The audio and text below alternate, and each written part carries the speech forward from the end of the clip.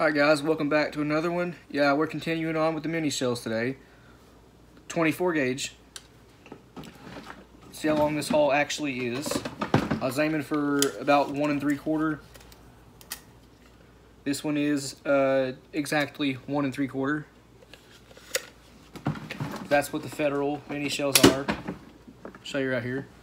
1 3/4 uncrimped. This one is obviously crimped, but yeah. So 1 3/4 inch shell. We're going to be using a Winchester 209 primer. You could use a Shadot or any other standard power primer you have. This has a European size primer pocket. American size primer, Winchester. Check this out. You can push that all the way in there with your thumb. Let me take you outside and show you how I resize these primer pockets. It's pretty easy, and if you got a lot of these European holes with the European size primer pockets, you'll want to do this trick for sure, especially in your semi-autos. It don't matter so much out of your single shots, doubles, and pumps, but my 24 gauge is a single shot, and normally I don't do this too often on these shells, but I've recently started doing it on all of my European size primer pocket shells, just because, why not? Anyway, let's get out there and I'll show you how I do it. Okay, to do this, you'll need a 7/32 socket extension, 1/4 inch drive, or it doesn't really matter, but this one is 1/4 inch drive.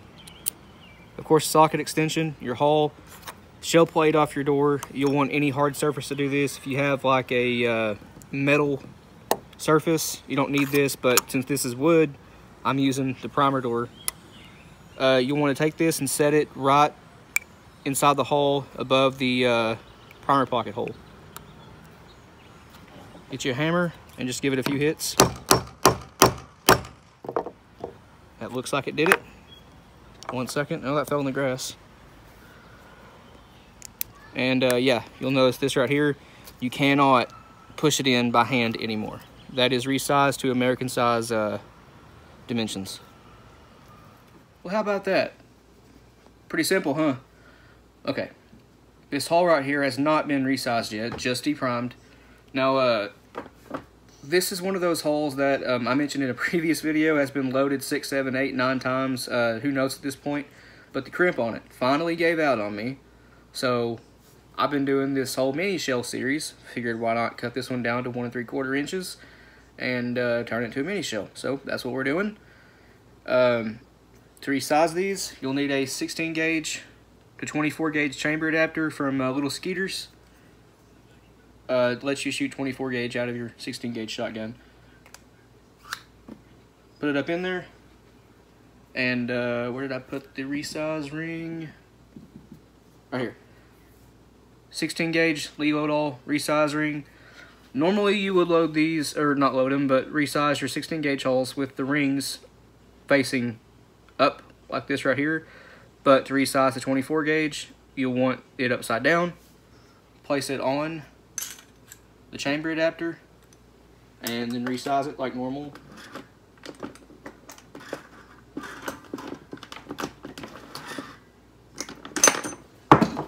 Drop to the floor. But that's got your brass resized. It's not actually brass, it's steel. But to get it back out of there, take your ring, still upside down, set your chamber adapter on it, the socket extension that we used earlier, drop it right in the hole, just like that. Now you have a resized 24 gauge. I've seen a lot of people that shoot 24 gauge, they'll have expensive custom made dies just to resize this. Guys, you don't need to do that. Just do what I did here. It's so much cheaper. These are like 60, 70 bucks and you get 2 of them. And he let me get this one and the 20 gauge to 32 gauge chamber adapter as a set. Normally when you buy these you get 2 of the same ones, but I just emailed him and asked, hey, can I get the 20 to 32 gauge as well as the set? And he said sure. So that's awesome. This resizes my 32 gauge shells, and these also act as the final crimp dies if you want to fold crimp these. But got that out of the way. Winchester 209. Again, you can't push that in there by hand. Not all the way in anyway. It's pretty tight. Just like that. The reason I'm using Winchesters is because they are a little bit weaker than the Shadites, and this is a very light load. Figured why not use the weaker primer. That's the whole reason behind that. Now the powder we're using is 10 grains of green dot.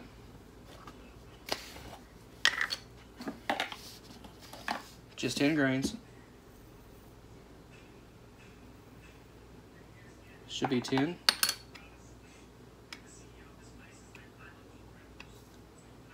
There we go.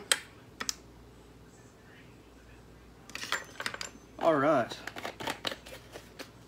Next, you'll need 24 gauge nitro card. They come in sections of 3. Tear off one section. Don't throw it away. Keep that set aside. That will be your overshot card. Use the 2 remaining sections as your gas seal.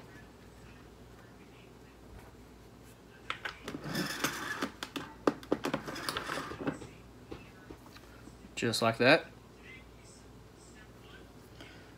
Next, you'll need the wad. I already have one cut here. You just need the shot cup. Let me get another one for you. Here's the SG24 wad from Ballistic Products. These are made in Italy. Pocket knife. I guess this is pretty self-explanatory, but just like that. Just need the shot cup. Save that one for a different load. Go ahead and set that right in your hole. Just like that. Now you notice that's pretty far down in there. This is going to have a slightly deep set roll crimp, but you could use obviously another nitro card if you wanted to, but we're welding this one here just how it is. Oh, there it is. This one is just going to be a 5/8 ounce load, roughly. It's 12 pellets of number 4 buck. A little bit lighter than the 16 and 12 gauge. Probably should set it to ounces.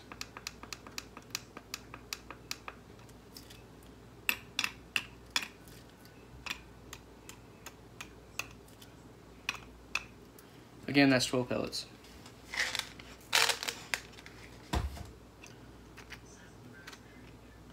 Should stack by 3s. Yep, there we go. Trying to show you, it comes up right there. Your nitro card. Actually, I forgot to add the buffer. We're using mix number 47 buffer. This load is about 1150 FPS. I have the Ballistic Products small bore manual. I'm taking a very light, low pressure 24 gauge load, dropping the powder down from 12 grains to 10 grains, and dropping the shot charge down from 11/16 to 5/8. Yep, 0.61. It's right at 5/8. One full scoop of the Lee 2.2 cc dipper of number 47 buffer. The last part of your nitro card.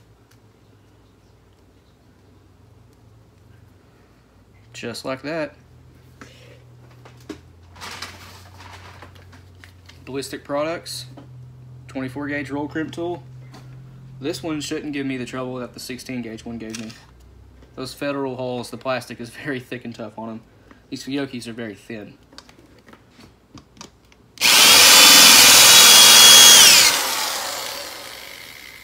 Awesome.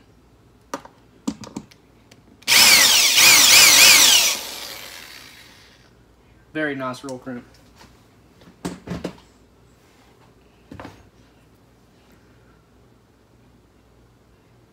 Very, very nice. See the overall length compared to the Federal. It's slightly longer, but not by much at all.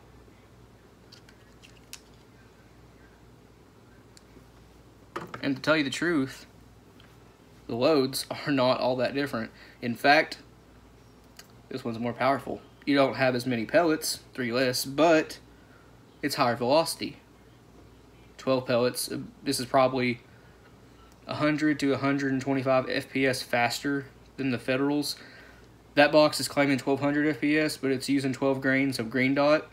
And I have a published load for 16 gauge using 14 grains of green dot, 14 and a half actually. And you figure it being a smaller bore, using more powder, you get quite a bit more velocity, but no. That published load is running 1069 FPS. So I know that Federal load is not running 1200.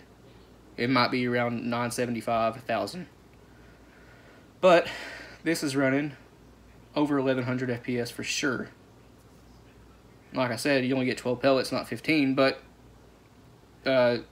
these pellets will have more energy than the 12 or 16 gauge loadings. So that's pretty cool. Small little guy right there.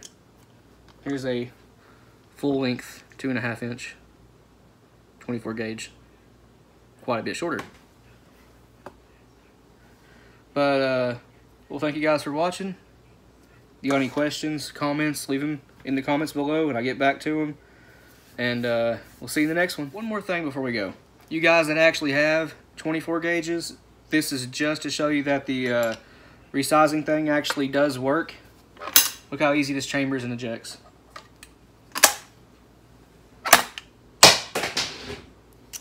That went underneath a hutch that's against the wall over there. I'll have to go dig that out. But that's going to end this one here, guys. We'll see you in the next one.